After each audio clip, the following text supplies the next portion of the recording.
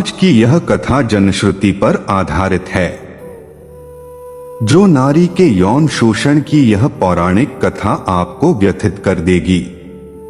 कैसे राजकुमारी माधवी को अपने पिता, 3 राजा और 2 ऋषियों के शोषण की शिकार होना पड़ा था।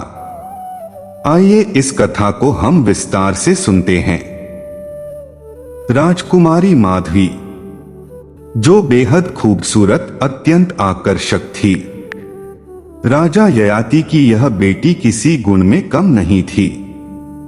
राजा ययाति ने अपनी बेटी माधवी को उसकी इच्छा के विरुद्ध अपने गुरु गालव को भेंट में दे दिया। यहीं से आरंभ होती है माधवी की बर्बादी की कथा। चलिए जानते हैं क्या हुआ माधवी के साथ। ऋषि गालव ने माधवी को 3 राजाओं को एक वर्ष के लिए भेंट में दे दिया, सिर्फ इसलिए कि उसे अपने गुरु विश्वामित्र को गुरु दक्षिणा में मूल्यवान घोड़े देने थे।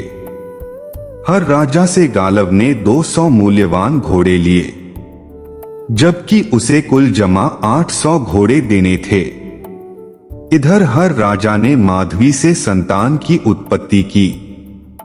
राजाओं से प्राप्त घोड़ों को उसने अपने गुरु विश्वामित्र को गुरु दक्षिणा के रूप में दे दिया। आगे हम जानेंगे कि शेष 200 घोड़ों के लिए क्या किया गालव ने। बचे हुए 200 घोड़ों का इंतजाम नहीं हो सका तो गालव ने माधवी को ही विश्वामित्र को भेंट कर दिया। माधवी विश्वामित्र के पास तब तक रही जब तक उसने एक पुत्र को जन्म नहीं दिया।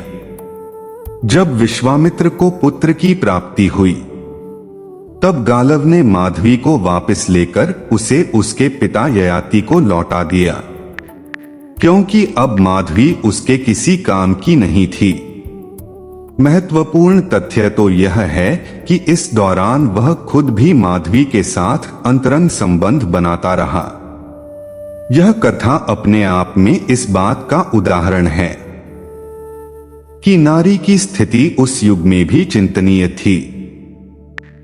अगर एक राजा की बेटी राजकुमारी होकर माधवी इतनी अजीबोगरीब हालात से गुजर सकती है, तो उस युग की निम्न वर्ग की नारियों की स्थिति कैसी होगी।